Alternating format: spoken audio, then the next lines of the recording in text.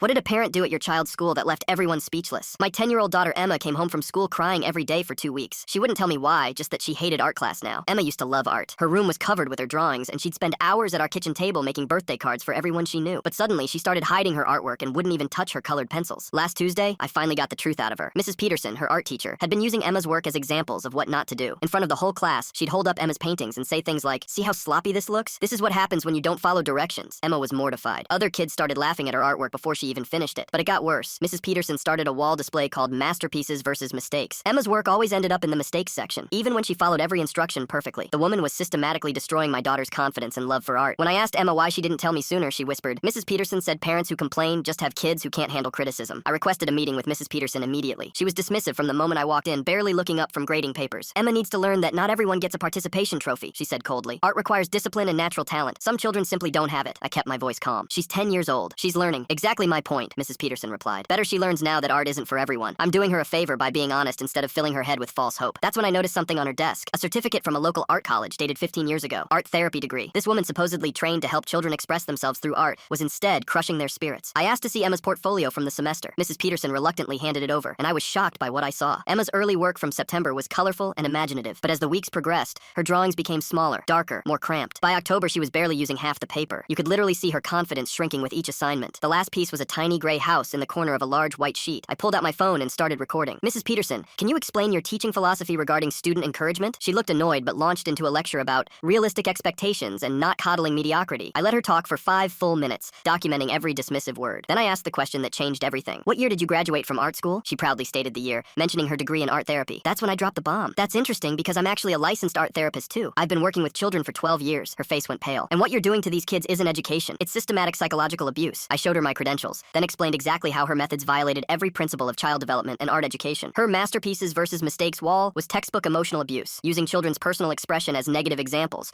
was a form of public humiliation that could cause lasting trauma. Mrs. Peterson started backtracking immediately. "I didn't realize you were also in the field. Perhaps we can collaborate on some new teaching methods." But I wasn't finished. I opened my laptop and showed her Emma's portfolio progression. "This is what you've done to my daughter's confidence in just 2 months. She went from filling entire pages with joy to hiding in the corner of her paper in gray pencil." Then I pulled out my secret weapon. I also spoke with 6 other parents this week. Their children are showing the same regression patterns. One boy hasn't drawn anything at home in a month. A girl threw away her entire art supply collection. Mrs. Peterson realized she was trapped. I had documentation, multiple witnesses, professional credentials, and psychological evidence of harm to children. The principal was called in, then the superintendent. By the end of the week, Mrs. Peterson was on administrative leave. The school hired a replacement who actually understood child development. Within a month, Emma was filling whole pages with color again. She even entered a district art contest and won 2nd place. The new teacher displayed all the kids' work under one banner: growing artists. Sometimes protecting your child means showing school staff that you're more qualified than they assume.